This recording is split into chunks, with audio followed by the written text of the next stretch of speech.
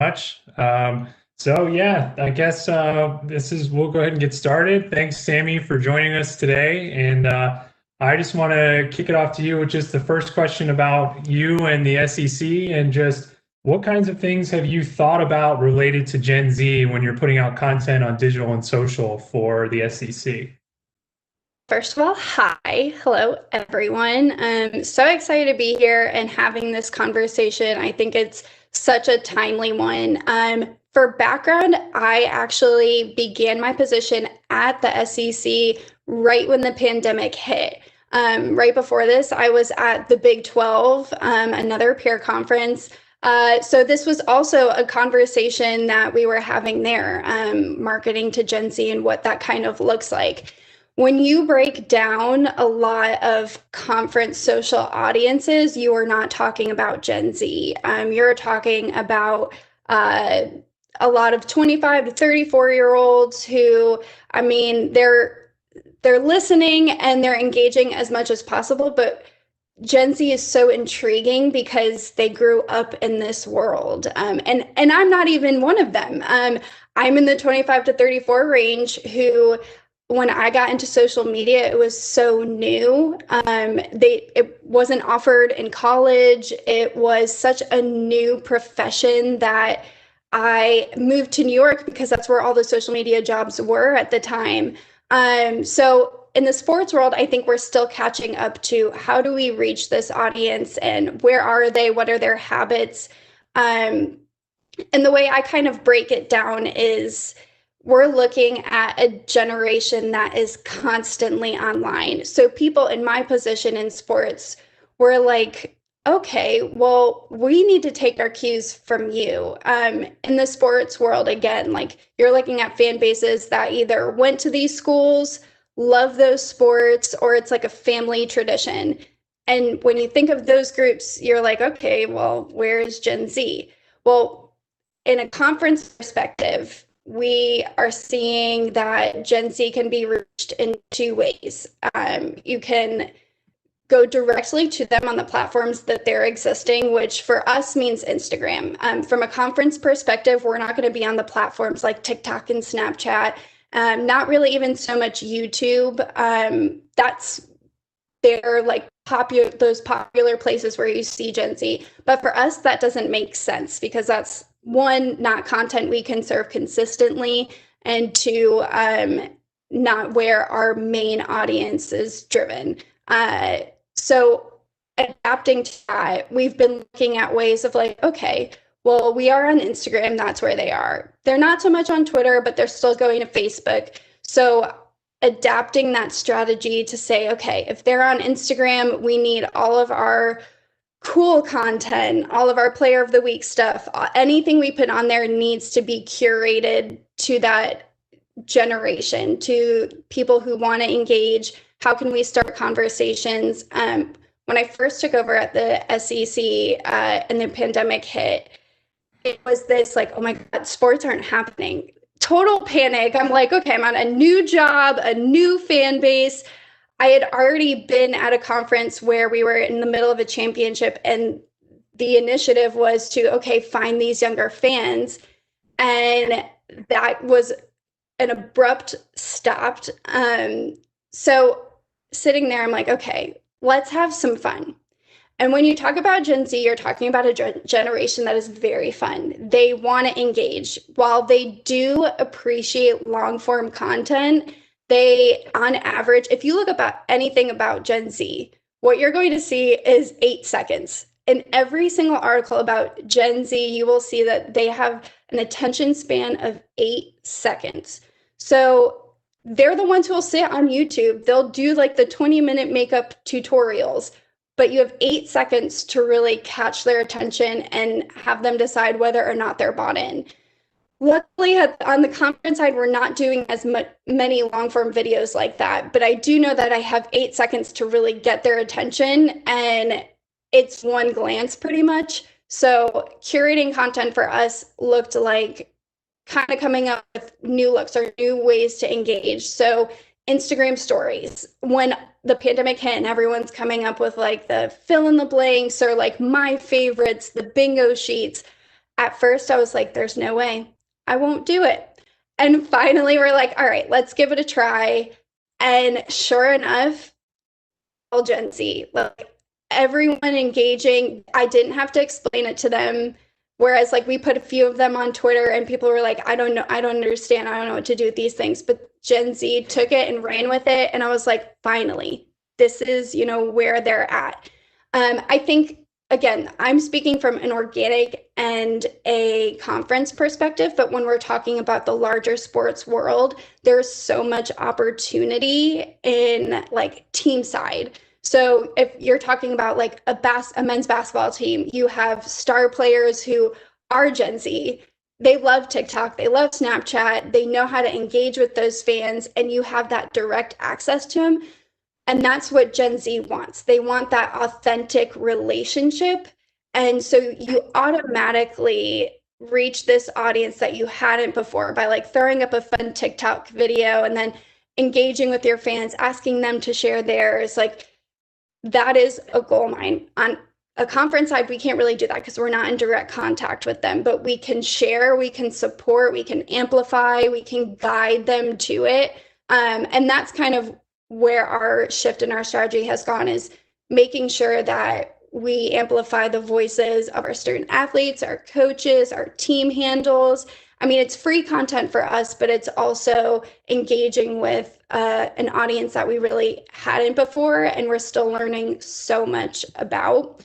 And the one thing I also want to say when it comes to sports and Gen Z is that the one theme you'll really see with them is authenticity. I appreciate that they're an audience who holds you accountable. So on the same front of when the pandemic hit, we had, social unrest, social justice issues. And if my boss is on here, he's probably like cringing a little, but it's an uncomfortable conversation, but it's one that Gen Z is forcing us to have. And in the sports world, on a professional level, you saw that everyone was using their voices.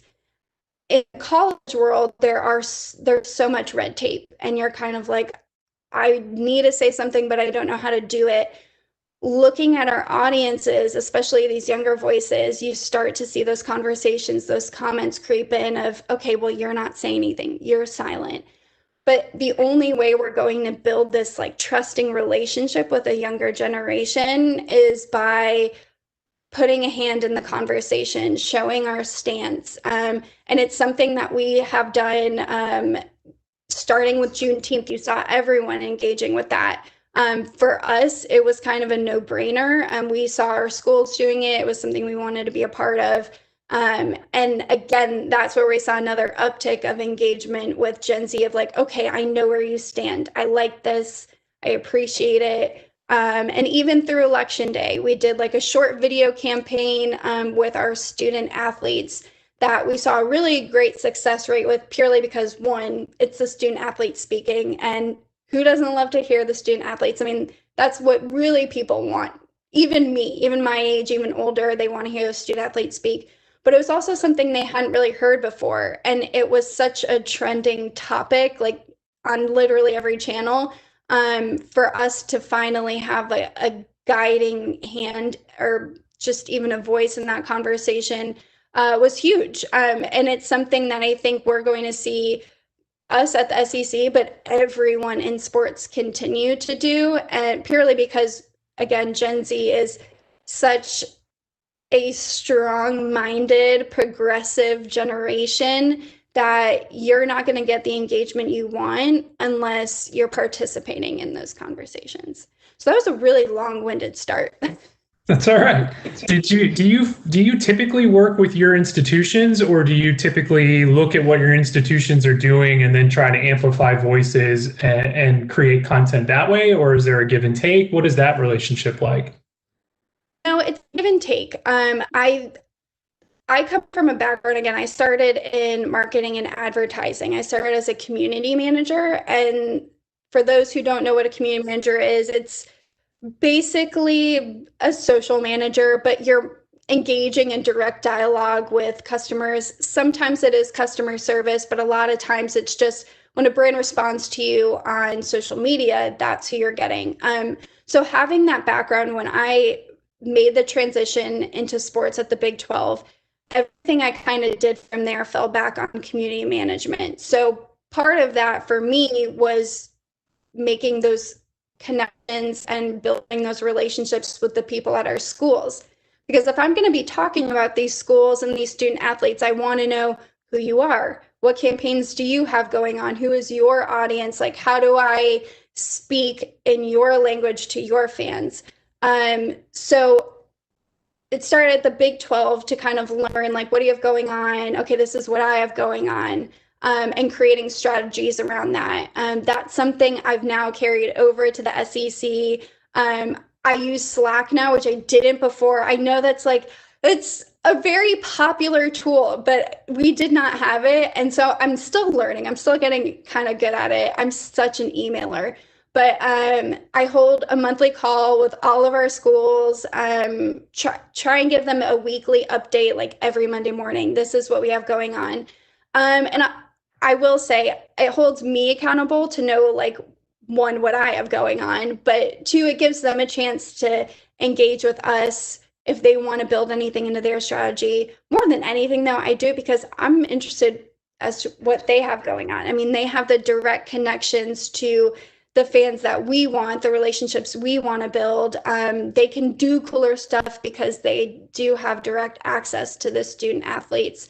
So definitely a give and take, but a team effort. I mean, if you ask anyone from a conference, what exactly do you do? We consider ourselves a service organization. So, like, my job is to serve and support our schools and our student athletes to the best of my ability across social media.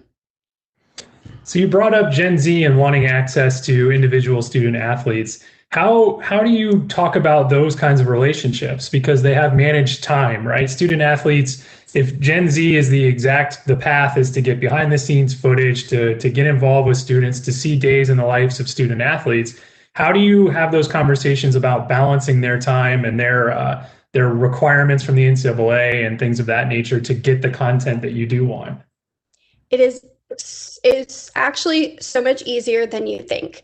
The one thing I have learned about student athletes, and again, we're talking about a lot of student athletes who fall into the Gen Z category, they love it. If there is a camera around, if there is free time, if someone has a phone out, you can believe they are on some type of social media. I mean, like, example, our media days for men's basketball at the Big 12 last year. We just wanted to play around with an idea of having them kind of maybe shout out, like, that they were at Big 12 Media Days to promote the content that was coming out.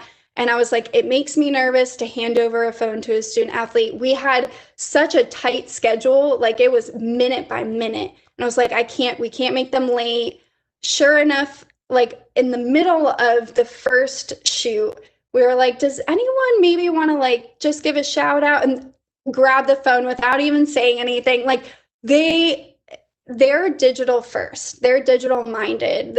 All of these student athletes are so in the know and constantly connected. It's like part of their regular communication that I think sometimes the coaches have a harder time getting them off their phones to pay attention or off social media. Like, during the game, the Florida game on Saturday, literally the second string quarterback sent out a tweet, and you're like, oh, you can't do that. But again, it just shows that this generation, like, that's how they are programmed. So yeah, I would say you probably have more of a struggle with the coaches getting them involved, period, when it comes to the digital stuff. I still remember some coaches that I was dealing with that were still didn't even have a smartphone, still had a flip phone. So I can't even imagine dealing with that. So turning back to, you said Instagram tends to be where the majority of your Gen Z fans come from. Tell me about your shift toward Instagram and away from other platforms. And something that I've seen on my end is the just incredible engagement rate that comes from stories. And you brought them up a minute ago, but why are stories becoming so popular compared to other platforms with Gen Z? And what do you think is the future of that platform for that? I'm so excited you asked this question, especially because the hot ticket item of the weekend was Instagram changing their platform like look and feel. It threw me off. My phone updated Instagram and I just didn't even realize, and I pull it up, I was like, oh my gosh, where is my discovery page? So Instagram is actually a shift we are still making. I kind of said it before, we don't have kind of the events and the access to consistently curate content for Instagram like schools do. We do like final scores, like big events, weekly awards, those sort of things. But on a consistent basis, we don't have the kind of news or just like generation of content to really like be active on Instagram, which is why Instagram stories are so fun, because if it's like bite size, it's like important, but it's not that important. We can throw it up there easily. On a brand side, you still like kind of stress about Instagram stories because it has to have like the look, the feel, the brand consistency, all the logos, whatever. But the shift really is for one main reason, and that is this conversation, Gen Z. It's an audience that really carries and will carry social media for the future. I can't even predict, but I mean, they're just so engaged that they are the future. They are the present and they are the future. But again, it's an audience that we hadn't really tapped into yet. And Instagram for us is still a new platform. Like we've always had Facebook, we've always had Twitter, but Instagram is still the one where, you know, if you scroll through our feed, eventually you can hit the end of it, the very beginning.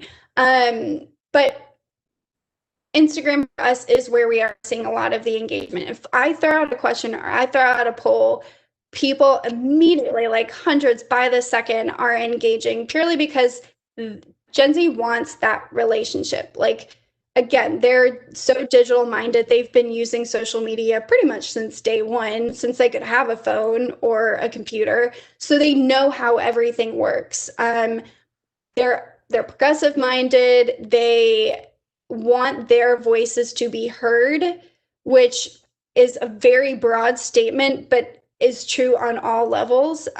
So they're not like afraid of brands. More than anything, they're looking for brands to model them and what they want. Again, they're a generation who holds us accountable. So I say all of this to say that we are looking at Instagram as kind of this experiment. Like, what can we do to tap into this audience that we haven't before? So the pandemic, we did bingo, we did fill in the blanks, we did my favorites, and I was surprised to see the engagement from Gen Z. Now I'm trying, because we don't have that content as often, I'm trying to throw in questions, I'm trying to throw in polls here and there. And again, that's the generation who, or the audience who is participating purely because they know how to, but also because I think they care. These are their schools. It's the one thing they have right now to kind of look forward to. They're constantly connected and tapped in. And that's something we want to do. Like I'm taking cues from them. And I think more brands are going to start doing that. Like I had a colleague at a peer conference text me a few days ago and was like, I can't come up with a caption. Like, I don't even know what to say. I'm afraid of the backlash. And I'm like, well, why don't you ask them? Why don't you just ask them, like, what do they want? What are they looking for? Because right now we have this audience that has no problem telling us what they want or what they need from us. Because even if we don't ask, they're going to tell us. So from the analytics side, are you tracking analytics from your schools, from your brands, looking at them? What are you doing with those kinds of pieces of data and what are they telling you over time? So I'm not tracking really on our schools, at least not the day-to-day. I keep up with kind of the monthly. And for anyone who's on here who loves to track analytics or numbers, especially in sports, I highly suggest Skull Sparks. They do like a breakdown of every NCAA level and every sport pretty much month by month. I think it's total engagement. Someone can keep me honest on that they one. publish those for the schools. Yes, and I mean, I look at it for the conference side. They do a breakdown of the top 25, and it's so helpful. I mean, it really does show you the gaps. So I track in that way for our schools. I think I will say I've gotten a couple of requests recently of can we have kind of an ongoing conference school by school tracking, purely because in the sports world, especially when you're creating for social or when you're managing social, numbers help you get things done. So it helps you justify of like, okay, this project in particular, this month we had this going on.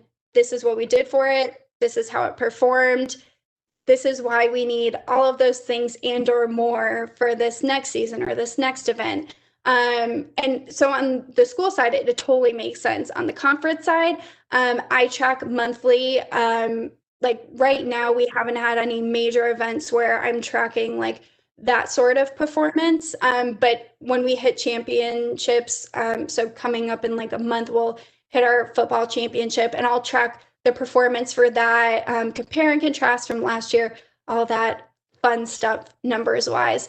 But that looks different. That looks different for everyone. I will say I keep my eye on the follower numbers, not because that's necessarily so important for us. I mean, let's be honest, if you're on social media and you're active, you're probably going to gain followers.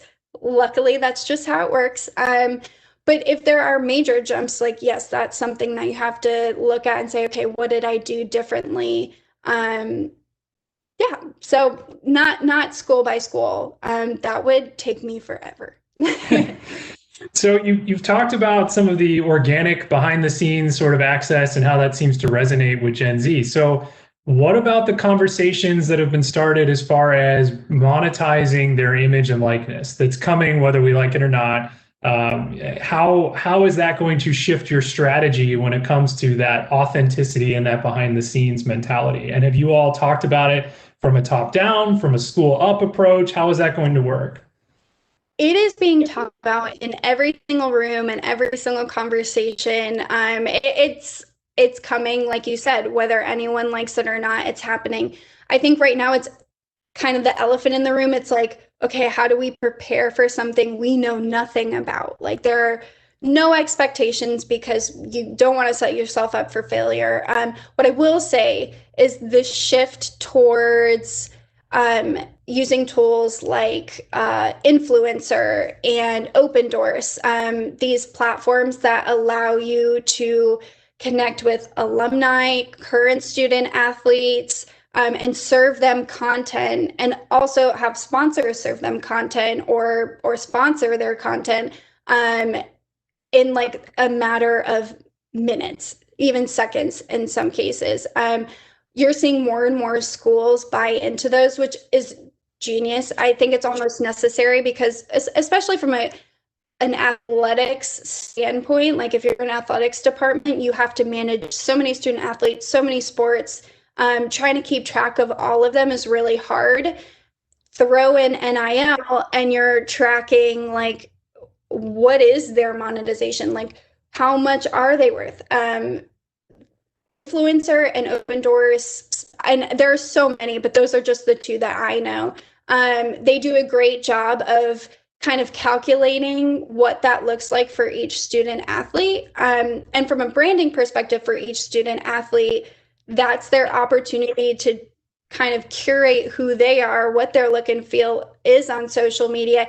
It teaches them things like, okay, well, my handle at Showtime89 says nothing about me. It is not searchable. Like no one would know that that's James Jones. So just different things like that. I think it's putting into perspective for every student athlete how they use social media, and it also gets them that content so much faster. Like in this NIL era, you're going to see a lot more posts from a lot more student athletes purely because it's brand building. It's connecting with their fans and their audience. And that consistency is super important. They also have the content.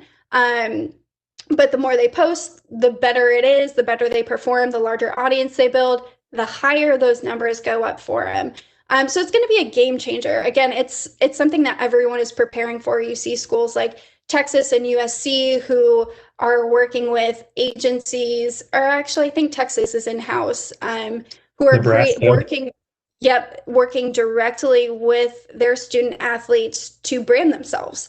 Not everyone has the resources or the time to do that, but in those instances when you can, I think it's awesome. I think it's so cool. And for everyone who's saying that social media doesn't have that longevity, well, that just proves that you're wrong.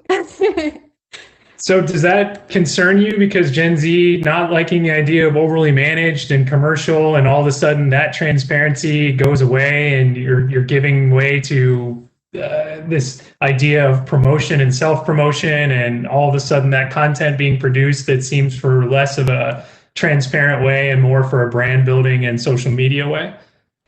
You have to worry about that a little bit, right? That authenticity is kind of over and done with. There are going to be those people who are like, oh, you're a sellout. Like now you're doing it for money.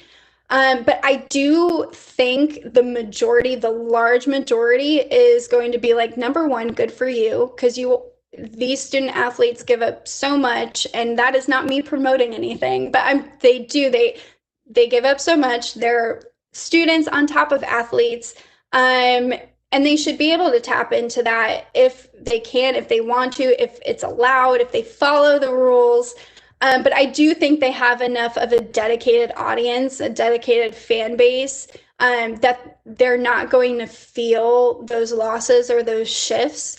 But I do think it's something that these student athletes, from their perspectives, are going to say, okay, well, like, how much is too much? Because they're a part of Gen Z. So I think for them, that's going to be a bigger question of how do I stay true to myself while also benefiting from my name, from my image, from the talents that I have, and the success that I have. So I think as long as that's kind of at the forefront of their minds, they're not going to find any like fallout or backlash from that audience. Has the SEC thought about partnering with any of these companies like you talked about? You've talked about some of these, like Open Doors launched their initiative with the University of Nebraska to brand student athletes. And has the SEC had conversations about taking that at a high level, or are they continuing to sort of leave that up to the institutions? So, I have had conversations with many of the platforms, Open Doors and Influencer included. At this point, it doesn't matter who you choose. They're both so great and they offer so much. From a conference perspective, there's that intrigue in someone like my position. There's that intrigue because I don't have direct contact or direct access to these student athletes in these schools to have a platform like that, because I can get those same pictures, those same videos. I can even serve a student athlete content and say, hey, can you post this? And all you have to do is like say whatever you want, but include at SEC. It opens up a whole new ballgame. So yes, those conversations have happened. But the way things work in a conference is it's not really necessarily up to us. We go to our ADs. It's meetings. It goes through a lot of levels, a lot of filters. So I don't know if we're there yet, especially me being the newbie. It's definitely conversations we're having. And if we do, I'll be so excited. Again, it's a game changer. I think other conferences have, I think the Big Ten actually uses Open Doors, or at least the Big Ten Network does. And they push promos for like weekly schedules to their schools. So you build this like consistency, you kind of thread through all of these schools, right? Like in a conference, everyone is all over the place, but you are the common denominator. And taking the L out of it, I like these sort of platforms purely because it allows you to build a bigger brand where everyone is connected in some meaningful way. So I got some questions rolling in here. So what can heritage brands learn from newer digital first brands when it comes to authentically marketing to Gen Z? Gosh, again, this goes back to ask them.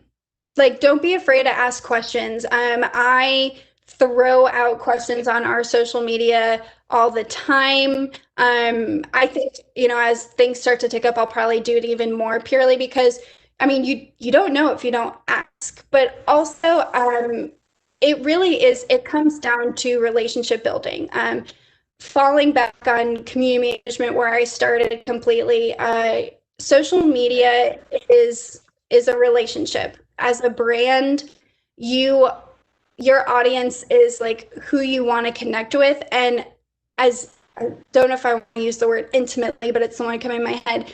As intimately as you can do that, you can tap. I mean, Gen Z loves that. Like, they feed off of brands connecting with them directly, whether it's in the comments and the direct messages. Like, you can think of off the top of your head how many Instagram stories of screenshotted conversations with a consumer and a brand that come across your feed. Like, they love that because that's that personal connection. You're building trust with them, and that's what lasts longer than anything else.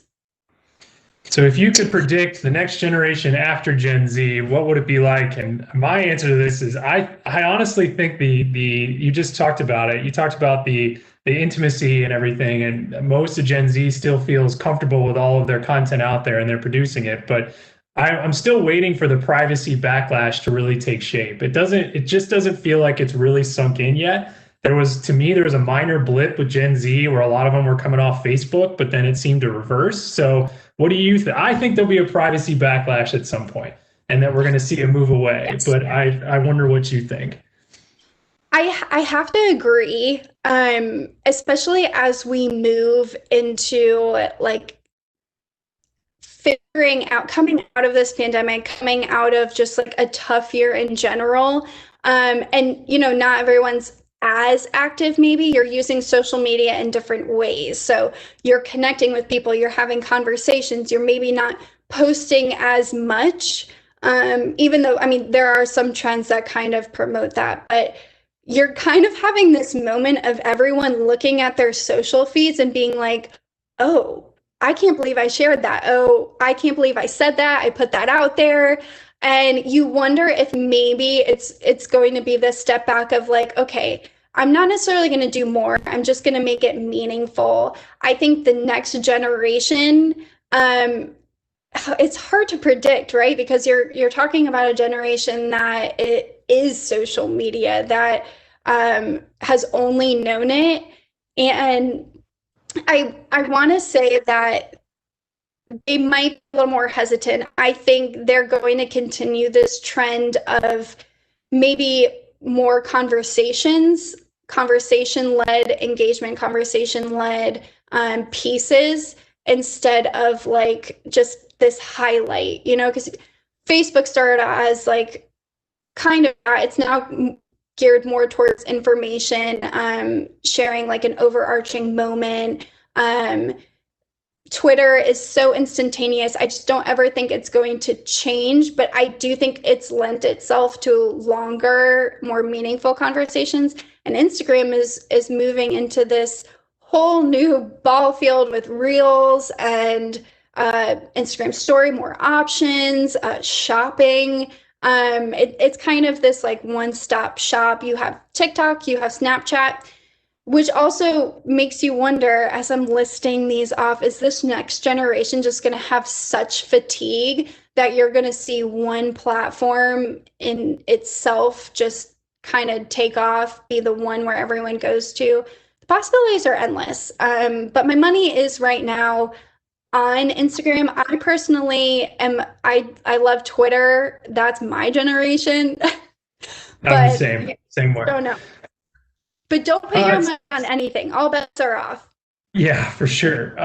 So when you're talking about building these specific campaigns for Gen Z, and I think college football has your tradition argument all the time, and then you have this new generation. So how do you balance not angering the traditionalists. I can remember from my alma mater, they were talking about having rap music on the field while players were warming up, and there was this huge backlash about it. And it's like, that's what the players wanted, which is the Gen Z. Yep. And so how do you balance those two things? You can't. You know what? If I've learned anything being in sports now, you're the traditionalist. I love all of you, but they're always going to be upset about something. I don't know why. It just is the nature of the beast, and I don't get mad at it. Anyone who works with me will hear me say that no engagement is bad engagement, even if like they're mad at our officials and it's like hundreds of comments a second popping off. I am not upset. I'm not going to engage with you, but I'm not upset because that's free engagement for me. But I will say I have shifted the strategy to be like, okay, like our voice is going to be short, succinct enough to really engage that Gen Z audience, but it's also not probably going to lend itself to like the humor or the sarcasm that really is their tone of voice. We're just going to be very matter of fact, which is more of the traditional side and lends itself to that audience. There is a fine line. I mean, there's a time to be funny. There's a time where like, you know, every brand has their moment of like, this is the perfect joke. And I'm hoping we have those moments because I think the Gen Z audience will really appreciate it. But that fine line for us right now is tone of voice. And character count. So short, sweet, but very matter of fact. Do you feel like with your Twitter campaigns, are you still reaching out to your traditionalists versus your Gen Z? Are you kind of segmenting by platform, or do you tend to just push similar content across all and sort of hope you reach specific subsets of the demographic? So our content is pretty much like, I will say the same across the board. Besides like dimensions, obviously, the strategy is different per platform. When I'm on Twitter, when we're serving content on Twitter, I know that I'm serving to a very traditional audience. Facebook is kind of the same way. We do not have a Gen Z audience on Facebook yet. But on Instagram, that is where that main Gen Z audience is. So I know that it can be a little funnier there. I know that I can put out some organic videos. I can share more things and have that kind of unique, authentic tone. I think as we get out of the pandemic, I keep saying pandemic, and I said I wasn't going to, but it's the reality. I think as we see ourselves normalize a little, which again, I know normal also doesn't exist. I think we're going to see all brands take a look at everything and say, okay, we really did not the bare minimum, but there's only so much you can do right now. When you can kick up your strategies, when you have more content, things are going to live on Instagram that don't live on Twitter and Facebook, and vice versa, a mix of it. I think Gen Z is showing us more and more that each platform serves a different purpose for them. And if a brand really wants like that brand health to stay alive and well, I think we're all going to have to adapt to that. So when it comes to building content, is it sort of, here's some things we could do? Do you plan stuff out with Gen Z in mind weeks in advance? What's the sort of longitudinal outlook on your content? Maybe one day we'll get there where audience drives the strategy. Right now, our calendar drives the strategy. I think when we look at that, when we look at like, okay, what's on the schedule for this weekend? Okay, we have 7 football games this weekend. We already have like those sort of graphics packages are built out way before the season starts, right? Just because for peace of mind and ease. But that's where, tone of voice and copy lends itself. If a big moment happens or you do want to tap into that Gen Z audience, you can do that.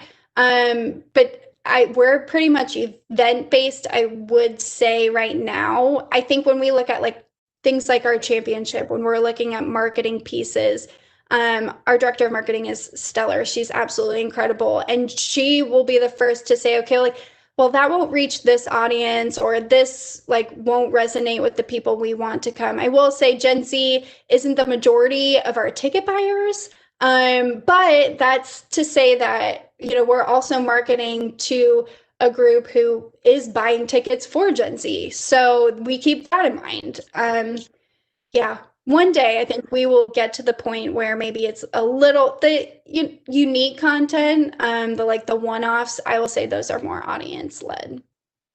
Did you have conversations about pivoting toward specific types of content when there was talk of just no sports, when everything got canceled? Did you think about building specific content in the downtime, or how did you handle that? Well, you panic first, right? No, just kidding. Um, no, I think there was never in our minds this moment of like there's going to be no sports. We were still in a position of where like you want to look back and enjoy the moments that just ended. We wanted to feel with our fans, right? Like that was a moment we were really all sad about. It was a scary moment. So in that sense, like that's where again we were able to tap into Gen Z and be like, we feel you. This is not ideal. But then you have those moments you're like, okay, what would be in our calendar right now? And how do you make those happen in a different way? Or what has changed? The NBA draft is on Wednesday. It would have been like months and months and months ago. So you just constantly look to adapt and look to see where you can engage and create. All right. Well, thank you very much for joining us today, Sammy. I think I got a few questions. David, anything that came to mind? Anything that came up? I just thought it was really informative. Samantha, it was great to hear your background and your transition from community management and into clearly your understanding of the different channels and that they have to be treated differently comes in handy. So it was really good to hear your insights on that. But no questions. That was just a super informative session. Yay! Thank y'all so much for having me. Yes, thank you, Samantha and Brandon, for joining us today.